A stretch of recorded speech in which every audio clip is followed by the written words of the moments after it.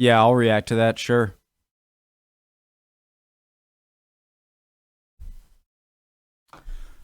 Good morning. Hello, friend. Um, so, good morning. My name is Connor. It's early. Intro.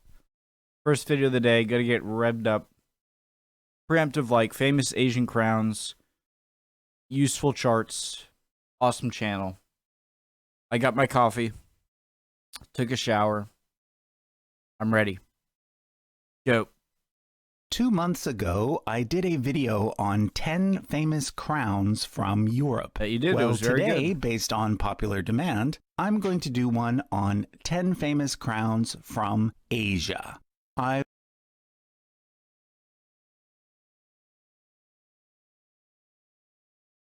like that one. I've chosen a variety of crowns from different regions and different time periods. And this time I'm simply going to go through them from east to west. So let's get to it. Sounds good.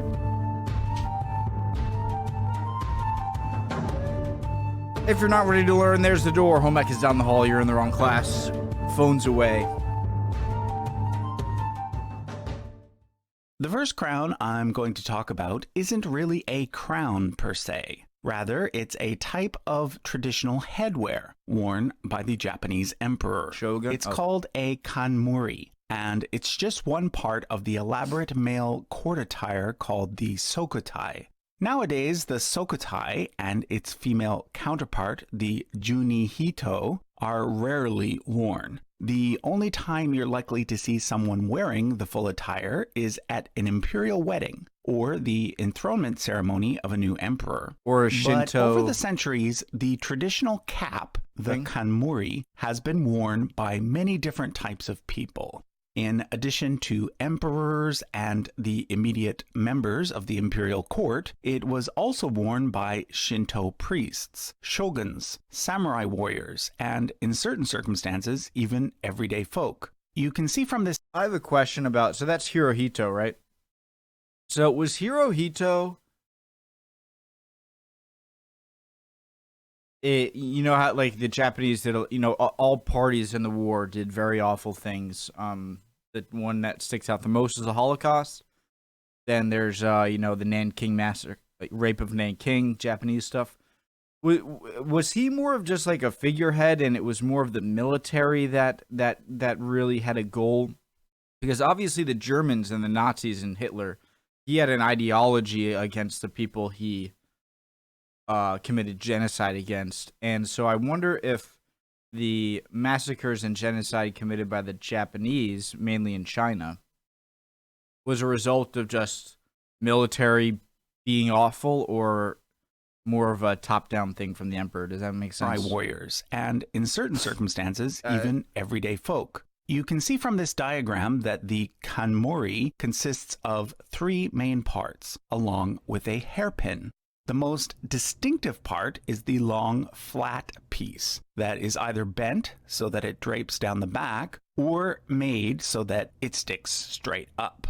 Although different materials have been used over time, the basic design is over 1,000 years old and originated during the Heian period of Japanese history. Let's now take a look at a Korean crown. This is just one of several crowns that still exist from the Three Kingdoms period, which means that it's approximately 1,500 years old. Back then, there That's pretty were cool. 3 main kingdoms on the I'm just wondering how you wear it. 1,500 years old. Back then, there were 3 main kingdoms on the southern Korean peninsula, named Baekje, Shilla, and Gaya. Each had its own unique style of crown, and none of them appear to be influenced by Chinese designs.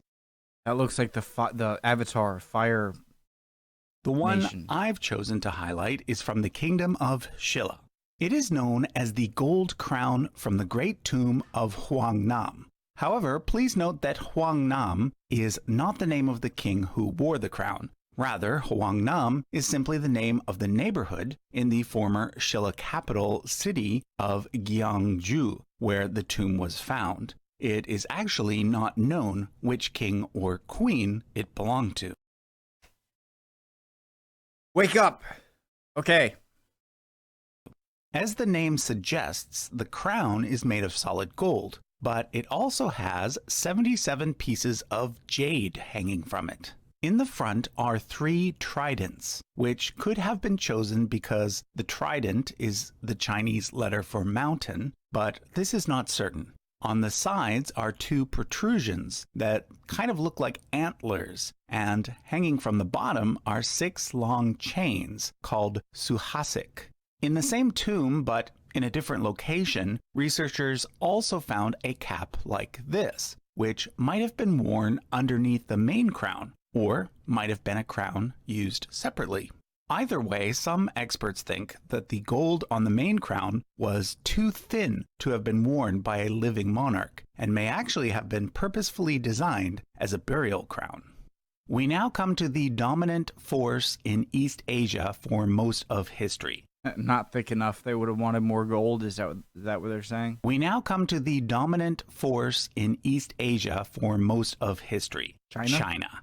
Of course, many different dynasties have ruled China over the last 4,000 years, and therefore there were many different styles of dress used by its emperors. But perhaps the headwear most associated with Chinese emperors is the mianguan, a flat mortar board with several strands of beads hanging off it. This type of imperial headwear has its roots in the Han Dynasty, which was roughly contemporaneous with the Roman Empire and was a golden age for China. Because much of Chinese culture is rooted in this important time period, the mianguan continued to be used, at least in some ceremonial settings, all the way up until the Ming Dynasty. And it was also even retroactively incorporated into images of Chinese rulers from before the Han Dynasty. They had to get inspiration from somewhere. I forget, when did China's last emperor rule? A couple things to note about the mianguan. First, the beads hung on the front and the back, not on the sides. This served to both obscure the emperor's eyes and to demonstrate the emperor's graceful poise. Second, the emperor was not the only person to wear a mianguan. You can tell who a mianguan belonged to by counting how many beads are attached to each string. If there are 12, then it's the emperor's mianguan. If there are less than 12, it belonged to a prince or a lesser noble. Sorry, I had to pee. I washed my hands. Let's go. If there are less than 12, it belonged to a prince or a lesser noble. Moving on to Southeast Asia, mianguan. If there are less than 12, it belonged to a prince or a lesser noble. Moving on to Southeast Asia. This is the crown of Selangor, which is one of the states within Malaysia. Malaysia actually has a very interesting form of monarchy. Within Malaysia, there are actually 9 monarchs, most of them sultans. Every 5 years, one of the 9 monarchs is elected to serve as the... Guys, when was this big Islamic... How did Islam travel so... Like, was there some fleet in the caliphates after Muhammad that were really good, and so they went and conquered areas that are now Indonesia and Malaysia and Bangladesh? I mean, how did it jump over that kind of Hindu and a lot of Buddhist religions and get into some Southeast Asian countries, places that are now, Muslim majority today? I wonder. Yang di Pertuan Agong, which is kind of like a supreme king for all of Malaysia.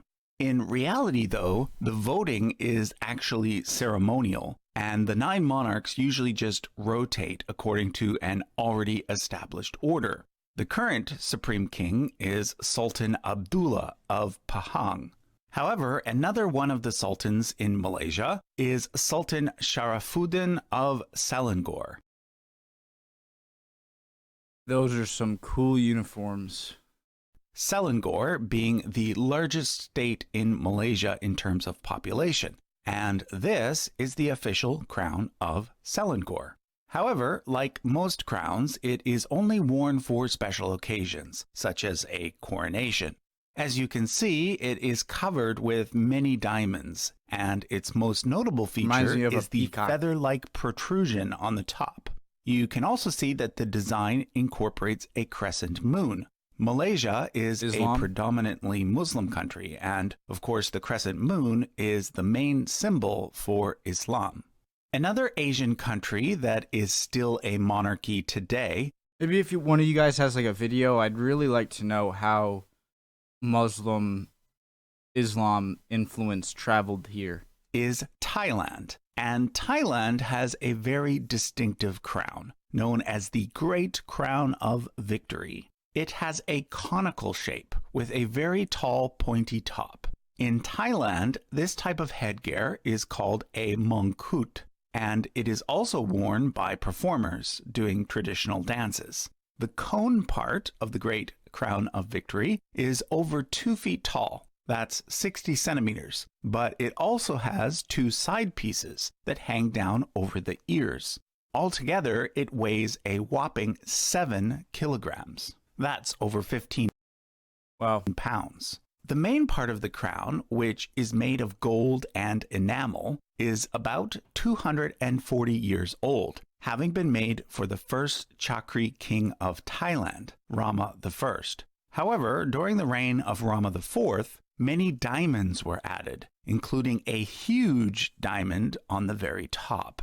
And now for something completely different. Monty Python. The smallest monarchy in Asia today, in terms of population, is the Kingdom of Bhutan, located in the Himalayan mountains between China and India. The official crown of Bhutan is unique in that rather than being made of metal, like most crowns today, it is made of satin and silk. The reigning dynasty in Bhutan, the House of Wangchuck, is also one of the youngest royal dynasties in the world, and therefore the history of this crown only goes back about 100 years. The raven was chosen as it is the national bird of Bhutan, and it is associated with the guardian deity of Bhutan, who is named Mahakala. Near Bhutan is an entity of Bhutan, who is named He has a bunch of heads. Mahakala.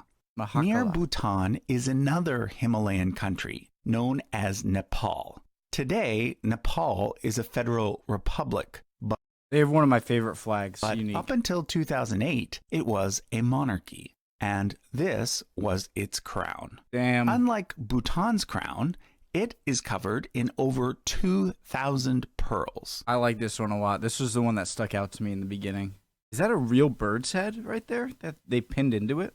Like a taxonomied bird? 730 diamonds and several other precious stones. However, its most distinctive feature is the bundle of feathers, which on actual bird, from the top and then hang down the back. These feathers come from a rare bird known as the bird of paradise, after which the more well-known bird of paradise flower was named. Nowadays, the former monarchy of Nepal is mostly associated with the 2001 Nepalese royal massacre, an event that left the king and 9 other members of the royal family dead. Strangely, the killer was not some crazed member of the general public, but rather the crown prince. That's classic. I was about to say, oh my god, that's shocking. That is classic. On June the 1st, 2001, during a party at the royal palace, Crown Prince Dipendra shot and killed his father, mother, brother, sister, 2 uncles, 2 aunts, a cousin, and a security chief, before then turning the gun on himself and committing suicide. Never mind. I thought that was going to be a classic coup. but now it's a murder story. It's crazy how... Another strange thing about the event is that the killer actually lived for 3 days in a coma, during which time he officially succeeded his father as king. Upon his death, his uncle Gyanendra became king and ended up being the last king of Nepal. Did anyone look into that? Because that's pretty convenient. The monarchy being disestablished 7 years later. While we're talking about Nepal, let me show you another Nepalese crown. This one is much older, going back about 750 years, making it one of the oldest surviving crowns from the region. We now come to India. As I've mentioned several times on this channel, India, throughout most of its history, was not a single unified state. Instead, it was comprised of many small kingdoms and principalities, sometimes ruled independently and sometimes forming part of a larger empire. Because of this, there are many different crowns and other types of royal headwear that I could show you for India. What I've chosen to show you is the crown of Bahadur Shah II. I wanted to say, guys, before I forget it, so I'm at 1151. It would have been so cool, and I feel like he would have said it, but it almost looks like that is a real dead bird. You can see like its head. Maybe it's not, but that'd be pretty cool. I think if that was a taxonomied bird right here with its actual feathers and its beak stuck in the thing here with a gold thing, I think that'd be really unique. All right, 1151. I didn't forget. The second, the last Mughal emperor. Being that the Mughal Empire was one of the richest empires in all of world history, you might have expected to see something more impressive. Although, don't get me wrong, this crown is probably worth more than what most of us will make in a lifetime. But compared to some of the European crowns we looked at in my previous video, I think you get my point. Well, there are 2 reasons why this crown is comparatively rather basic. First of all, by the time Bahadur Shah II reigned... Guys, the Mughal Empire might be the empire that's like part of those empires that's pretty darn well known that I know so little about. Because it sounds so much like Mongol, I like to learn more. The Mughal Empire was just a small shadow of what it had once been. The emperor was just a figurehead by then, and his territory was basically limited to the city of Delhi. But second, and more important, is the fact that owning a physical crown to place on the head of one's monarch was simply not as important to certain cultures as it was to certain other cultures. When it comes down to it, wearing a piece of metal on one's head with a bunch of jewels on it has always been more of a European thing. That's why the ancient Chinese and Japanese headwear that we looked at were so very different. Sure, lots of countries around the world eventually adopted metal crowns loaded up with jewels, but in most cases that occurred because of European influence. However, that doesn't mean that the rulers of non-European monarchies, such as the Mughal emperors, didn't like showing off their incredible wealth. In the Mughal case, they simply put all of their fancy jewels into a throne, called the peacock throne, rather than into a crown. When you think about it, that's actually much more impressive. Sadly, the peacock throne no longer exists, having been captured and looted by Nadir Shah of Persia in 1739. However, several of the Whenever I think about things being captured or looted or destroyed, I'm always so thankful for everything that has stood here. Like, I'm so happy the world wars didn't touch the Great Pyramids, for example, but, you know, they're the famous, you know, like the Library of Alexandria, or like the one in like the Baghdad House of Wisdom or something. All the things that's, you know, destroyed, and I'm just happy to have the stuff that we have. That were once part of the peacock throne. However, several of the jewels that were once part of the peacock throne do. These include the pink Darya-e-Noor diamond, which is now in the possession of Iran, and the Shah diamond, which is now in the possession of Russia. But perhaps the two most important pieces of the peacock throne were the Kohinoor diamond and the Timur ruby. These two stones were originally captured by Nadir Shah, but then his grandson ended up trading them to Ahmad Shah Durrani, founder of the Afghan Empire, in exchange for support. But then, in turn, Afghan Empire trading them to Ahmad Shah Durrani. In turn, Ahmad's grandson ended up having to trade the stones to Ranjit Singh, founder of the Sikh Empire. Again, because the one ruler helped the other in time of need. But the trail doesn't end there. Following the Anglo-Sikh Wars, the stone ended up in the possession of the British Empire, where today they are a part of the British crown jewels, a fact that angers many people in both India and Pakistan. There have been many attempts to repatriate the stones back to the subcontinent, but so far none of them have been successful. To add insult, that makes me think of a British stand-up by what's his name? To injury, guess who also has the crown of the last Mughal emperor, Bahadur Shah II? Great Britain? Yep, the Brits. In our journey across the continent of Asia from east to west, we now come to the Middle East. Currently, of the 14 monarchies that still exist in Asia, half of them are in the Middle East. But out of these 7 Middle Eastern monarchies, the total number... Sorry, I just have to say, I forget his name. He was a British stand-up guy, younger guy, blonde. And he was doing a joke about how, like the London Museum or whatever, no one from the UK goes there, okay? It's all people from other countries looking at their own stuff. It's like, oh yeah, that look familiar? Oh yeah, ha ha ha, stay behind the red line. That have physical crowns is 0. All 7 of the Middle Eastern monarchies are in Arabic countries. And like I said earlier, different cultures have different customs. And in Arabic monarchies, physical crowns are simply not a thing.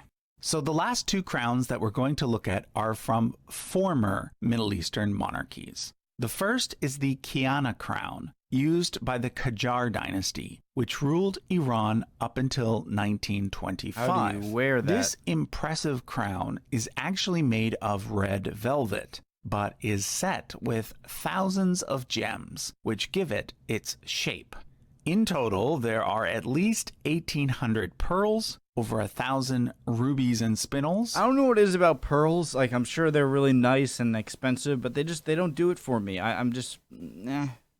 And approximately 300 emeralds. The total height, not counting the elaborate flourish on the very top, 2.5 feet? 32 centimeters. Oh, or 1 foot. 1 foot. Oh, if you want to take a look at this amazing crown, it's currently on display at the Treasury of National Jewels in Tehran, along with the Darya-e-Noor I mentioned earlier, and the more recent Pahlavi crown. The final crown was probably the most impressive crown of all. But it doesn't exist. Unfortunately, no one knows exactly what it looked like. It belonged to Suleiman the Magnificent, considered by most historians to have been the greatest of the various Ottoman sultans.